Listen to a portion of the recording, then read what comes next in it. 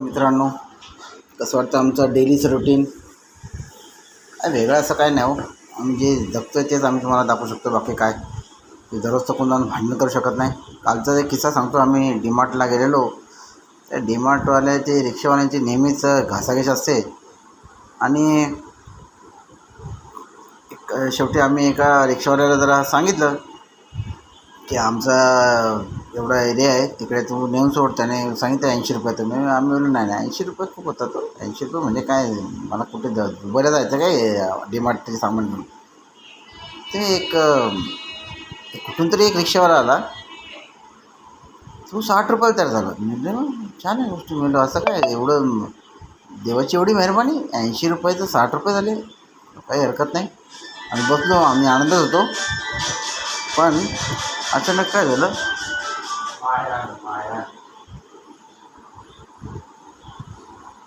झालं,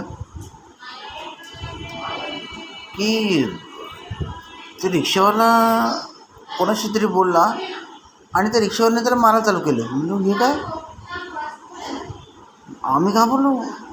त्याने त्याच्या जी चापट मारली, असा एक साईडनं एकदम अख्खा, एका साईडला सावळा असा गोरापान नव्हता, ठीक आहे, आणि एका साईड पूर्ण लाल झाला. आमचं सामान पण जरा, आम्ही त्या परिस्थितीत होतो की काय चाललं यांचं. तोही उठला साहेब, तोही गेला आणि त्यांच्यावर अशी दणादण मारामारी झाली. आमची तिकडे रिक्षा हलत होती, त्या आतल्या सामानमध्ये जे काही थंडाच्या बॉटल होत्या त्या पण हल्ल्या. आमचा मुलगा पण जरा हे होता, जिममध्ये जातो. तो तो म्हणजे त्याची ते काही कर्तृत्व दाखवत होतं. पण मला नको बाबा, नको दाखवू आता. सामान आहे, 5,000चं सामान भरलं आहे, तर ते 5,000साठी तर नको जाऊ. आपण नंतर काहीतरी आपण एक कुस्ती ठेवूया. मारलं चांगलंच. मग आले रिक्षावाले आपले, जरा तमाशा बघून नंतर थोडा जरा एन्जॉय करून त्यांना सावरलं सगळं, गेले. तो मधल्या रस्त्यापर्यंत आला धावत धावत. मी रे बाबा, अजून संपलं नाही प्रोग्राम. माझी मनाची धाकधूक वाढली.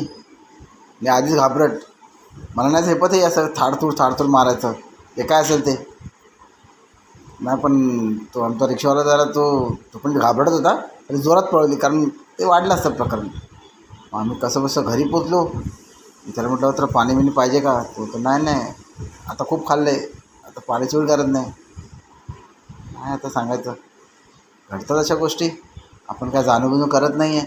आणि आपलं काय अशी परिस्थिती पण नव्हती की आपण ती अशी मारामारी आपल्याबरोबर आपल्या आजूबाजूला घडते अशी.